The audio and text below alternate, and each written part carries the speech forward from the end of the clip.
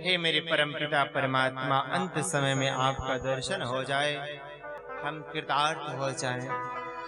इस भाव के साथ अपनी सांस सांस पे परमात्मा के नाम का स्मरण कर रहे थे महाराज भीष्म पितामह जी।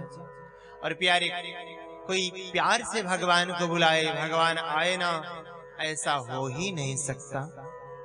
कि जहीं कर जहीं पर सत्य स्नेहु, सोते ही मिलहि न कछु संदेह। जिसको जिससे सच्चा प्रेम होता है प्यारे, वो जरूर मिलता है जीवन में। सो भगवान से रहा नहीं गया, आज भगवान सारे पांडवों को साथ लेकर के और तो और द्रौपदी को भी साथ लेकर के भगवान गए हैं उस युद्ध क्षेत्र में जहां भीष्म पितामह सरसैया पे लेटे पड़े। वहां गए तो क्या देख रहे हैं कि भीष्म पितामह अचेतावस्था में भगवान के नाम का स्मरण कर रहे हैं। हे प्रभु, आपका दर्शन हो जाए बस। भगवान गए हैं तो भगवान को अपने सम्मुख देख करके सुंदर 11 श्लोकों में श्री भीष्म पितामह महाराज जी ने भगवान की स्तुति करी है। सुंदर उस दिन उत्तरायण हुए हैं। उत्तरायण माघ महीना की शुक्ल पक्ष की एकादशी को सुंदर 11 श्लोकों में श्री भीष्म पितामह जी भगवान की स्तुति कर रहे हैं। और भगवान की स्तुति करते हुए कहते हैं, हे मेरे प्यारे, ये मेरी अंतिम स्तुति है। भगवान को निवेदन करते हुए कह रहे हैं कि इतिमति रूप कल्पिता वितृष्णा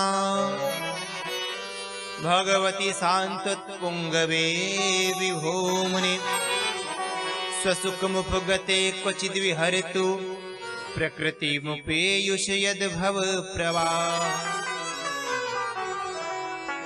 यहाँ प्रकांड विद्वान लोग बैठे हैं, भाई अवध क्षेत्र है तो सब विद्वान ही है। कोई विद्वान अपना श्लोक प्रारंभ करता है या कोई अध्याय लिखना प्रारंभ करता है तो वहां लिखता है अथ प्रथमो अध्याय। लेकिन भीष्म पितामह जी क्या लिख रहे हैं? इति मीन्स बस अंतिम है, विश्राम। मानो मेरी अंतिम स्थिति है प्यारे। और एक मेरी कुंवारी बेटी है, उसका आप पाणिग्रहण कर ले। शौनक आदि ऋषि ने कहा, महाराज गंगा पुत्र तो ब्रह्मचारी, उनकी बिटिया कहां से आ गई? बोले है ना। बोले कौन? बोले मती। ये बुद्धि तो बेटी है। और यही करे महाराज, हमारी इस बेटी को, मति रूपी बुद्धि को अपना आप अर्धांगिनी बना लीजिए, पाणिग्रहण कर लीजिए। क्योंकि एक अच्छे पिता को एक अच्छे घर और वर की खोज होती है। तो महाराज आपके जैसा सुंदर इस त्रिभुवन में कोई है नहीं। कि त्रिभुवन कमलम तमाल वर्णम रवि कर गौरम्बरम दधाने वपुर कलावृत्तान नाब्जम विजय सखेर तिरस्तु में नवद्या। हे प्रभु, आप सर्वगुण संपन्न हैं, 16 कलाओं से युक्त हैं। आप सब कुछ जानते हैं प्रभु। हमारे पुत्री के लिए आपसे अच्छा कोई वर और नहीं हो सकता। इसलिए मेरी मत रूपी पुत्री का आप पाणिग्रहण करें। भगवान से निवेदन कर रहे हैं। भगवान मुस्कुरा रहे हैं, प्रसन्न हैं। लेकिन द्रौपदी जी व्यंग्यात्मक हंसी हंसी है। सो भीष्म पितामह को शक हो गया। बोले बिटिया, तू ऐसे काहे को हंस रही? क्या मेरी स्तुति में कोई खोट हो गई जो तुझे बुरा लगा?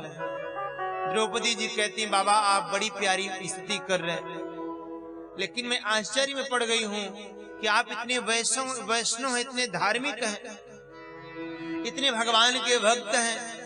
लेकिन उस दिन जब बीच सभा में पापी दुशासन मेरी साड़ी को खींच रहा था तो मैं हाथ जोड़ते हुए आपके पास गिड़गिड़ाने पहुंची तो आपने इग्नोर कर दिया, आपने मेरी रक्षा नहीं करी। उस दिन ये धर्म की बातें कहां चली गई थी? सो भीष्म पितामह ने कहा, बिटिया उस समय में दुर्योधन पापी का नमक खा रहा था।